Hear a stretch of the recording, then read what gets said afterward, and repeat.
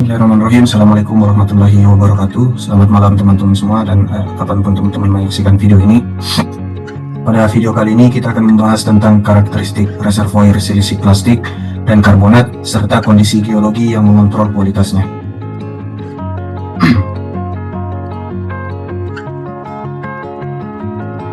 Berikut outline dari pembahasan kita, yaitu pendahuluan, kemudian dasar geologi reservoir, kemudian reservoir plastik atau silisi plastik, reservoir karbonat, kemudian pengaruh fase sedimentasi, kemudian faktor diagenetik dan geologi yang mengontrol kualitas reservoir.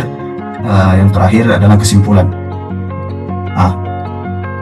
Sebagai pendahuluan, definisi dari batuan reservoir itu menurut NORD 1985 ialah batuan-batuan yang berada pada posisi stratigrafi yang sesuai dan memiliki porositas serta permeabilitas yang diperlukan untuk menampung minyak, gas atau keduanya dalam jumlah yang komersil.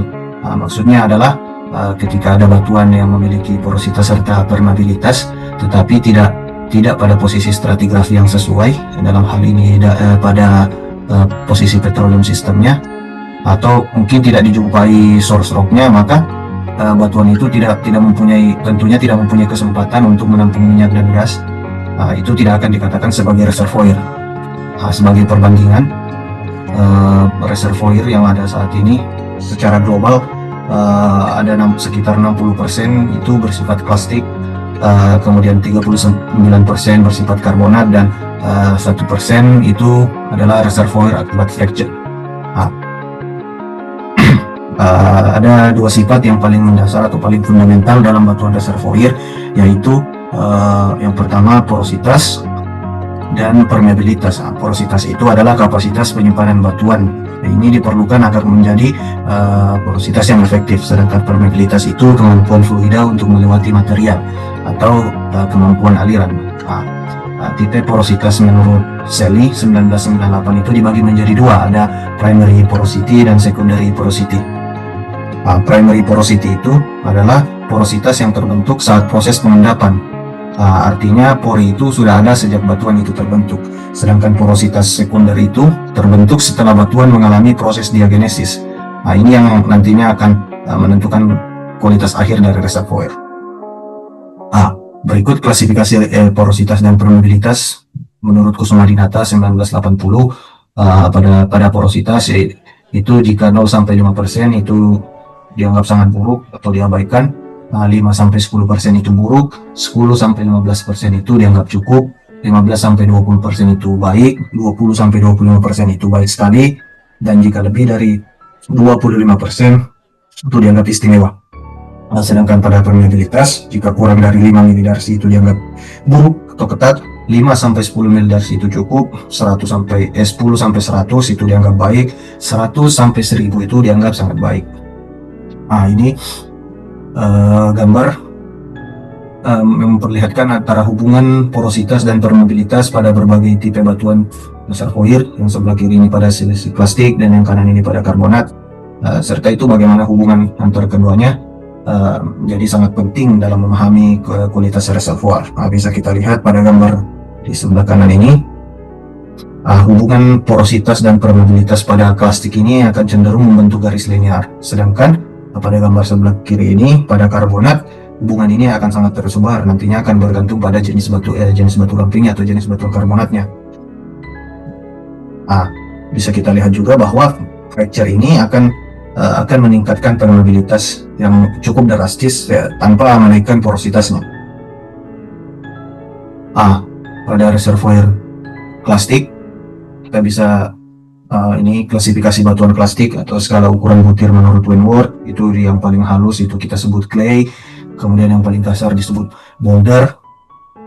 Sedangkan ukuran butir pada batu pasir itu berada di sini. Yang di sebelah kanan ini adalah klasifikasi batu pasir menurut Pettyjohn. Mungkin teman-teman di rumah sudah mengetahuinya. Umumnya akan dibagi menjadi 3 nanti, arenite, wake, dan mud. Ini dibagi berdasarkan persentase matriksnya.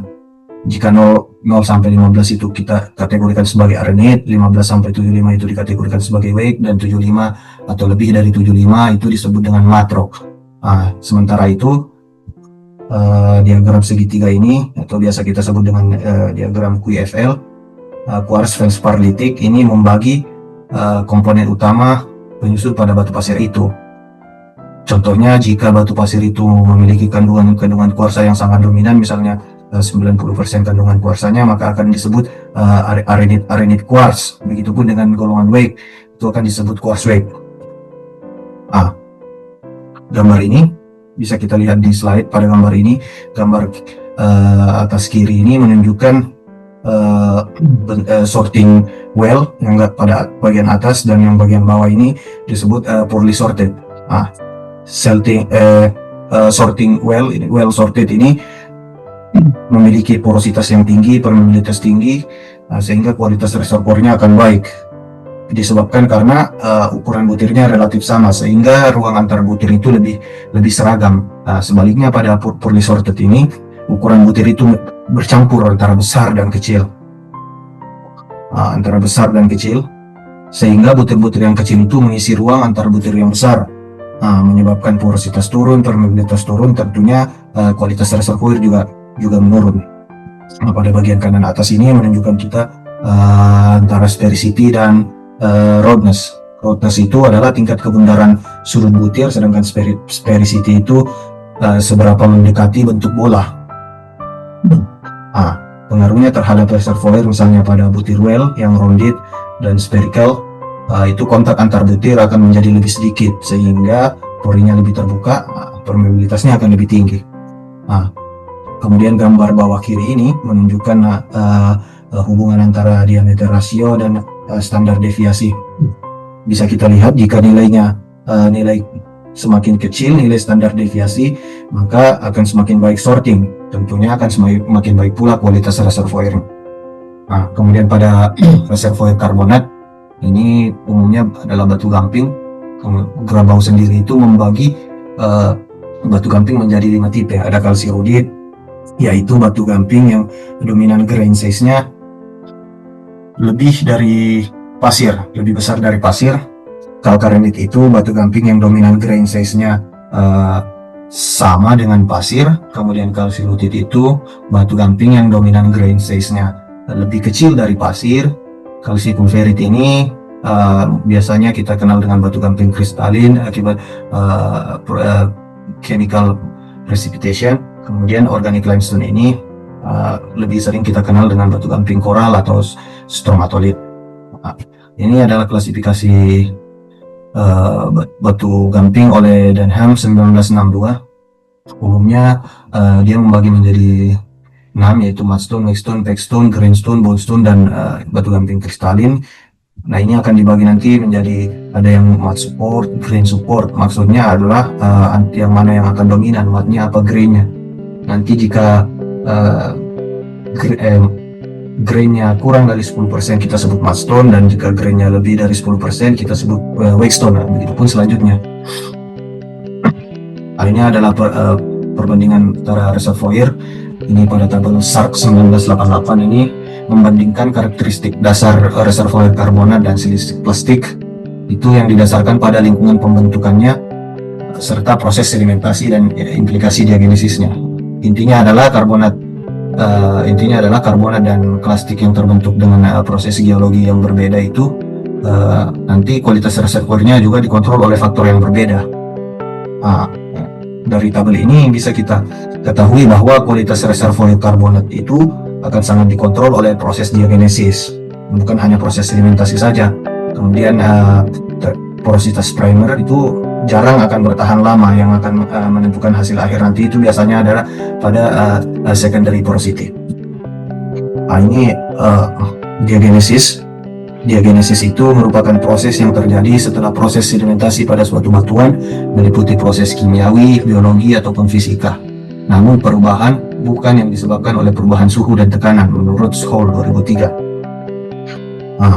Bisa kita lihat pada gambar ini, menurut slide 2006, efek diagenesis pada reservoir karbonat. Ini bisa dilihat pada awal deposisi, kemudian pada saat mengalami kompaksi itu permeability dan porosity itu akan mulai menurun. Kemudian pada proses sementasi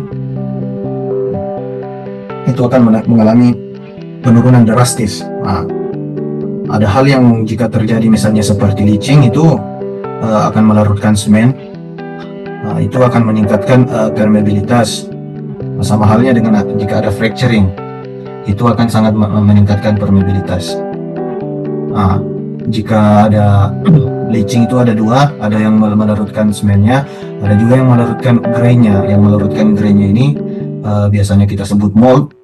Nah, ini akan meningkatkan porosity tapi tidak menaikkan permeability. Sedangkan pengaruh diagenesis pada reservoir series plastik hampir sama juga pada karbonat tadi. Pada awal deposisi itu porosity-nya 40 sampai 50, kemudian mengalami shallow burial, sedikit menurun, penimbunan awal itu 20 sampai 30, kemudian jika semakin berlanjut ini akan sangat kurang dari 10%. Tapi jika terjadi leaching, ini akan menstabilkan kembali, sehingga menaikkan porosity dan permeability. Sama halnya dengan ada hydrocarbon invasion pada tahap shallow burial. Ini akan menghentikan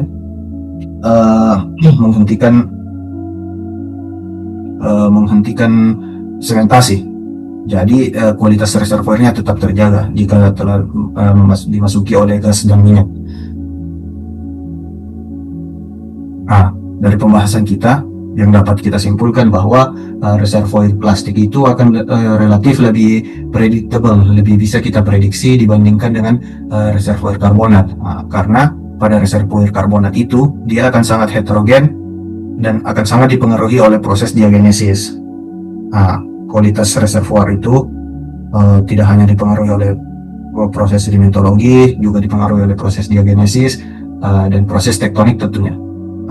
Sehingga untuk mendapatkan data dari kualitas reservoir itu diperlukan integrasi antara data geologi dan data petrofisika agar prediksi kita lebih akurat. Sekian pembahasan dari saya. Assalamualaikum warahmatullahi wabarakatuh dan terima kasih telah menyaksikan.